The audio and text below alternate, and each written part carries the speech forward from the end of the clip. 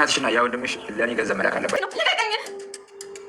ታሙስ ነው እንደወስዱት እንዴ? እሱ ደግሞ ምን አደረገ? ልጅስ ምን አጥፋች? አቤት ድምጽ እኮ ሲያስፈራ። ወይ ልጅ ፍቅረኛ ነች። ዲቫ አይደርገው የቀረው እንዴ? ምን ጠይቅ ዲቭ ለምን ጉዳይ ፈለግሽው? አልሚ አልነገረችሽም እንዴ? ዲቭና እኔ እኮ ልንጋባ ነው። ከልጅነቴ ጀምሮ የአልሚ ልጅ ዲቭን ነው ማገባው እያልኩ ያደኩት አይደል? አደይ ደህና ነሽ? ደህና አይደለሁም ዶክተር። አደይ ተረጋጊ። እንዴት አስችሎት እኔን በዚህ ፍጥነት በሌላ ሴት ቀይራለሁ ነው ወይስ መጀመሪያ ማስበውበት ነበር? ከኔ በላይ ታውቂዋለሽ። ልታገቢ ነበር ሰው ነው። ሰላም ጤና ይስጥልኝ ውድ አድማጭ ተመልካቾቼ፣ በዓለም ዙሪያ ያላችሁ ዛሬም በአዲስ ቪዲዮ ሰራተኛዋ አደይ ድራማ አስገራሚ እንዲሁም አስተማሪ ሀሳቦችን ይዘን መጥተናል። የዴቭና የአደይ ጉዳይ እንግዲህ የዴቭ እናት መታ ነገሩን ውጥንቅጡን አውጥተዋለች። ሁለታቸው እንዲለያዩ ያደረገችበት ጥረት ሴት አመሻሽታ በእሷ በኩል እንዲያገባት የመጣችው ሴት ምናልባትም እንኳን ዴቭ በዴቭ እይታ አልወደዳትም፣ አልተቀበላትም። ነገር ግን አንድ ጥፋት የሰራው ወደ አንድ ካፌ ቁጭ ብለው እንግዲህ ከሷ ጋር እያወሩ ባሉበት ነበር ስለመገናኘታቸው ደስተኛ እንደሆነች እየነገረችው። ታዲያ በመሃል ተነስታ እየሳመችው ነበር። ነገር ግን ደግሞ አደይ በሱ ብስጭት ተናዳ ከዶክተሩ ጋር ወደ አንድ መዝናኛ በሄዱበት ሰዓት ነበር እንግዲህ ጋማ የተባባሉት ከአንድ ካፌ ውስጥ። ታዲያ ይህም የሆነው ድንገት ስትዞር አደይ ትመለከታቸዋለች። ዴቭ በማለት ከአንዳንድ ስጠራው ደንግጧል። ምን ታደርጋለህ እዚህ ስትል አንቺስ ምን ታደርጋለሽ ከዶክተሩ ጋር የሚል ቃለ መጠይቅ ድጋሚ ሲያነሳባት ተነስታ ራሷን መቆጣጠር አልቻለችም እና ሩጣ ወጣለች። ታዲያ ተከታትሎ የወጣው ዴቭ ነበር አደይ አደይ እያለ፣ እሷ ግን ሩጣ ጎዳናው ላይ ወጣለች። ታዲያ ቢሆንም ዶክተሩ እንግዲህ የተቀመጠችው ምንሽ ነው ብሎ ከጠየቃት በኋላ ፍቅረኛው እንደሆነች ነግረዋለች። እንግዲህ ሄዴ ፍቅረኛ እንደሆነች ሜራይ በእናቱ በኩል የመጣችው ሴት ማለት ነው። ታዲያ ወደውኑ ተከታትሎ ሄዶ ዶክተሩም በሁለታቸው መሀል ሲገባም ተመልክተነዋል። ይህም ደግሞ ከዚህ በኋላ አደይን አትጉዳት፣ ተዋት ሲል ምን አገባህ ከሚስቴ ጋር በማለት ግብ ግብ ዱላ ገጥሞ ነበር። ሆኖም ግን አደይ ለዶክተሩ ነበር ያገዘችው። ምን አደረገ? ዶክተር ጥፋት የለበትም፣ ከዚህ በኋላ ምንም ልታስረዳኝ አትሞክር ብለዋለች። ዴቭ ግን ወዶም አይደለም፣ እናቱ ያው የህብ ኬስ ስላለባት እናቱ የምትለውን ነገር ማድረግ ስለ እናቱ ብሎ እንጂ ፈልጓትና ፈቃደኛ ሆኖ እንዳልሆነ ዛሬ ላይ ተመልክተን ነበረ። ሆኖም ግን ታዲያ ለአደይ ነገር አሳማኝ አይደለም። ከምኔው ተለያይተን እኔን ረስቶ ከሌላ ሴት ጋር ጊዜ ለማሳለፍ ወጣ የሚለው ነገር ለሷ ትልቅ ጥያቄና ጠባሳ ፈጥሮባታል። ታዲያ ትታውም ስትሄድ ተመልክተናል። ዶክተሩና እንግዲህ ዴቭም ሲሰዳደቡ ዶክተሩም ዛሬ ላይ እጁን አንስቶ ነበር በዴቭ ላይ። በሌላ በኩል የተመለከትነው ፍቅር ናት። ፍቅር እንግዲህ ያው የዶክመንቱን ሰተሽብኛል ከርተሽኛል በሚል ዛሬ ላይ እህቱን ለማስፈታት ቤዛን ከእስር ቤት ለማስወጣት የማይቆፍረው ጉድጓድ የለም። የቤዛ ወንድም ገጀራውንም ዛሬ ላይ ቦታውን የሚኖርበትን አሳልፎ እንግዲህ ለኢንስፔክተሩ ሲነግርና ኢንፎርሜሽን ቦታ ሲጠቁም ተመልክተናል። ቤዛም ኢንስፔክተሩን አግኝታ በስነ ስርዓት ስታወራው ነገሩን ሁሉ ያቀሳሰረውና መንገዱን የሚመራት አድርጌ የሚላት ገጀራው እንደሆነ ወደሱ አጣብቃለች ነገሩን።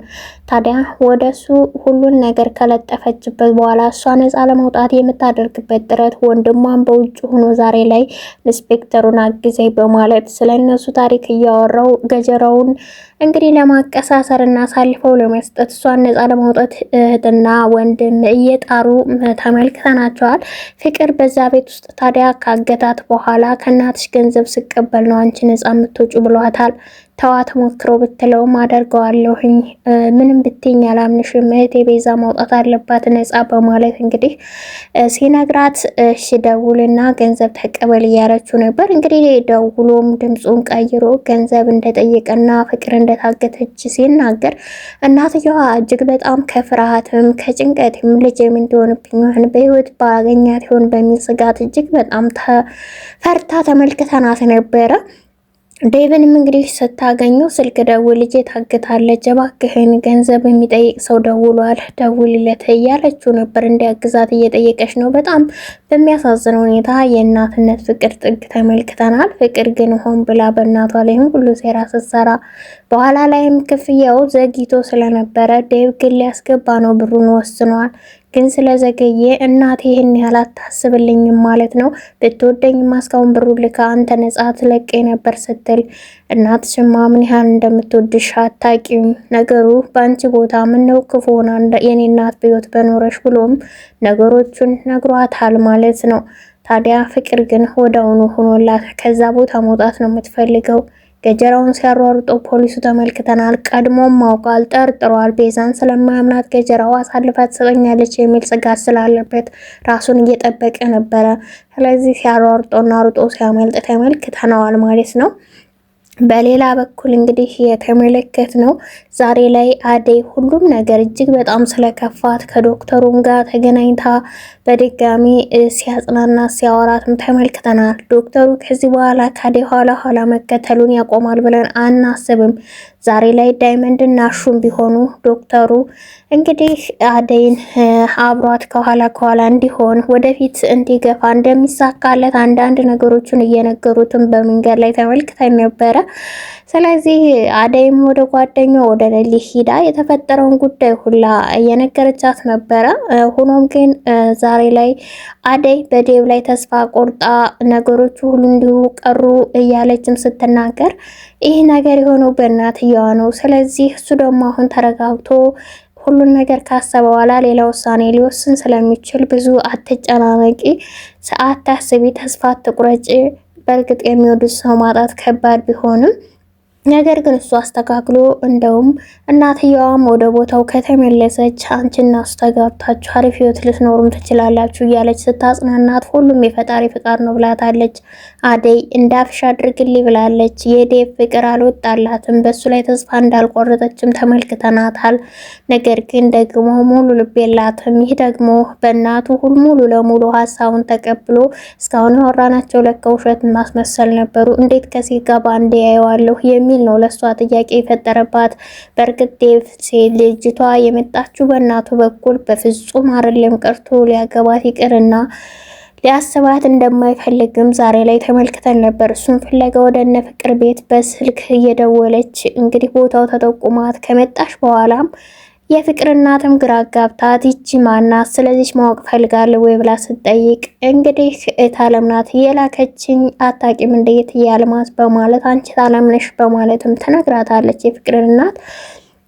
ዴቭም እንግዲህ ቤቢ እያለች ስትጠራው በዚህ መልኩ አትጥሪኝ፣ እኔ ዴቭ ነኝ፣ እባክሽ ተይኝ፣ ከዚህ በኋላ እንግዳነሽ ብዬ አክብሬሻለሁ፣ ከዚህ በኋላ ግን በፍጹም ከኔ ካጠገቤ እንድትሆኝ አልፈልግም በማለት ምን ማለት ነው እያለችው ነው። እሱ ግን በፍጹም አልፈለግም። እናቱ ያለችውን ያው ለእናቱ ሲል እንጂ እሷን ማግኘትና ማውራት የፈለገው በፍጹም ከአደይ ውጭ ሌላ ሴት እንደማይታየው ተመልክተናል። አደይ ደግሞ ይሄ ነገር አልተረዳችም። ከኔ ለእናቱ አስበልጦ ነገሮችን ሁሉ ሸሸኝ በሚል ነው እንግዲህ የገመተችው ማለት ነው። ታዲያ ይቺ የመጣች ሴት ምንድነው ብላም ስትጠይቃት ለፍቅር እናትም ከልጅነቴ ጀምሮ ዴቭን እመኘዋለሁ፣ አገባዋለሁ እያልኩ ነው ያደግኩት፣ ስለዚህ ፍቅረኛ ነው ስትል አስደንግጣታለች። በክፉ ዓይንም ስታያትና ፊቷን አኮሳትራ ምን ማለትሽ ነው ኧረ እባክሽ ስትላትም ተመልክተናል። ታዲያ ዛሬ ላይ ባቡሬ ጋር በመሆን ዴቭ እንግዲህ ስለ ፍቅር እንድትለቀቅ ነፃ ገንዘብ ለማስገባት በጉዞ ላይ እያሉ ነበር። ኢንስፔክተሩ መጥቶ በጥቆማ ይመስለናል እጅ ወደ ላይ ብሎ ባቡሬና ዴቭን ይዟቸዋል። ይህን ያደረገው ማን ነው ብለን ስናስብ አሁን ላይ ሲገባን ምናልባት የቤዛ ወንድም ነው ብለን ነው የምናስበው። ነገሩን ወደ እነሱ አቀሳስሮ ምናልባት ገንዘቡ ካልገባም ፍቅርም ስለማትለቀቅ እነሱ እጃቸው አሉበት በማለት ነገሮቹን አቀሳስሮ ራሱን ነፃ ለማውጣት እህቱንም እንደዛው ያደረገ ሆን ብሎ ይመስለናል። ብቻ አሁን ላይ ለዴቭ በጣም እጅግ በጣም ከባድ ሁኔታ ውስጥ ነው። ባቡሬን በቦታው መታገቱ፣ ሌላው ደግሞ ለሌሊ ሌላ ጭንቀት ፈጥሯል። ለሊና አደይ እንዲሁም ባቡሬና ዴቭ ትልቅ አጣብቂኝ ውስጥ ገብተዋል። አድማጭ ተመልካች የእናንተንም ሀሳብ አስተያየት በኮሜንት ግለጹ። አዲስ ከሆናችሁ ሰብስክራይብ፣ ላይክ፣ ሼር እያረጋችሁ ቪዲዮውን ቤተሰቡን አመሰግናለሁ።